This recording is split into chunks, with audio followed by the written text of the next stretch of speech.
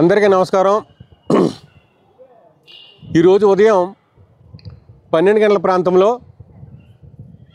మా పక్క నియోజకవర్గమైనటువంటి దళిత ఎమ్మెల్యే గౌరవ గిడ్డి సత్యనారాయణ గారు నాకు ఫోన్ చేయడం జరిగింది।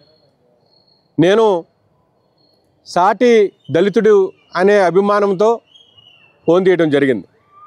దాని మీద అతను నన్ను బ్లాక్మెయిల్ చేస్తూ బెదిరిస్తూ మరి ఏంటి మాట్లాడుతున్నావు, పవన్ కళ్యాణ్ గారి నేను స్థాయి నీదా అని చెప్పేసి జారీ చేస్తున్నాడు। నేను గిడ్డి సత్యనారాయణ గారికి ఒకటే చెప్తున్నా, ఈ రాష్ట్రంలో వైఎస్ఆర్ కాంగ్రెస్ పార్టీ ప్రతిపక్షంగా ఉంది।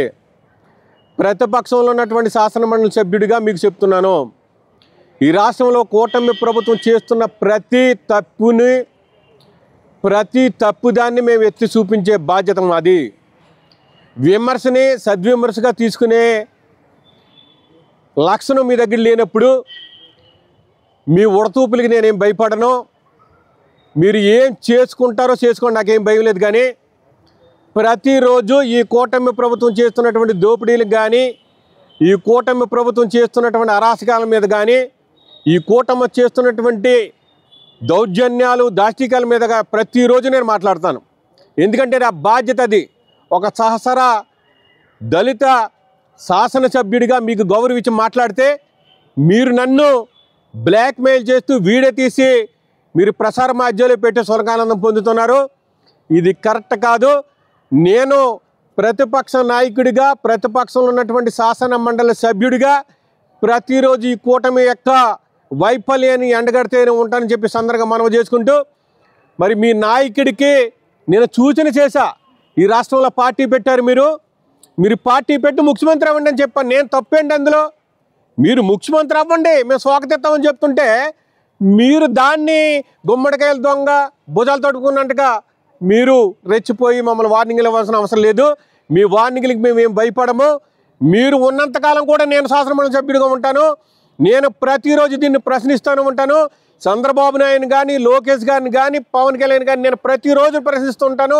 నా ప్రశ్నలకు మీకు సమాధానం చెప్పే దమ్ము ఉంటే కనుక మీరు సమాజంలో ప్రజాస్వామ్యయుతంగా రండి తప్ప దాడులు చేసే విధంగా వస్తే కనుక ఎవడు బెదిరిపోడు, మీ ఉడతూపులకి ఎవడు కూడా భయపడ్డని చెప్పేసి అందరిగా మనం చేస్తున్నాం।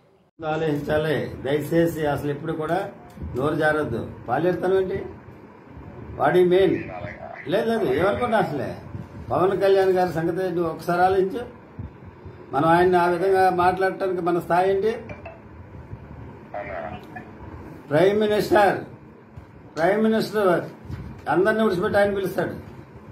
ఈ రాష్ట్రానికి ఏ నిధులు కావాలన్నా ఆయన పేరు చెప్తేస్తున్నాడు। ఒక్కసారి ఆలోచించు,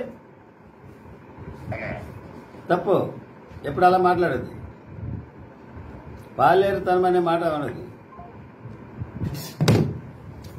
విమర్శించే స్థాయి ఎవరికీ లేదని తెలియజేస్తాను। ఎందుకంటే నిస్వార్థపరుడు, ఏ విధమైనటువంటి మచ్చలేని రాజకీయ నాయకుడు, అటువంటి వ్యక్తిని ఏదైనా మాట అనాలంటే ముందు వెనక ఆలోచించుకుని మాట్లాడాలని వైఎస్ఆర్సీపీ నాయకులకి హెచ్చరిస్తున్నారు।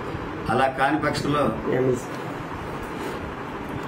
తగినటువంటి చర్య తీసుకుంటామని ఇప్పుడే ఎమ్మెల్సీ బొమ్మడి ఇజ్రాయల్కి చెప్పడం జరిగింది। మరలా ఇప్పుడు ఆ విధమైనటువంటి కోతలు కూయొద్దని। ఎందుకంటే స్థాయి మనిషి మాట్లాడద్దు। ఆయన గతం ఏంటి, ఆయన మాట్లాడేది ఏంటి, ఎవరి గురించి మాట్లాడుతున్నారు అనేది ఆలోచించుకుని మాట్లాడారు।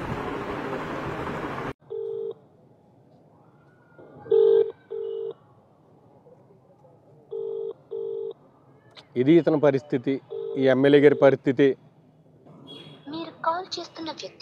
మరి ఆయన పొద్దుట నా మీద అవాకులు చవాకులు పేలుతూ మరి నాకేదో వార్నింగ్ ఇచ్చేసినట్టుగా ఆయన ప్రసార మాధ్యమంలో పెట్టుకున్నాడు। దాని గురించి నేను మాట్లాడదామని ఈరోజు ఫోన్ చేస్తే ఆయన ఎంతసేపు ఫోన్ చేసినా ఫోన్ తీయట్లేదు। మరి శాసనసభ్యుల పరిస్థితి ఇది గిడ్డి సత్యనారాయణ గారిది, అందరూ గమనించండి।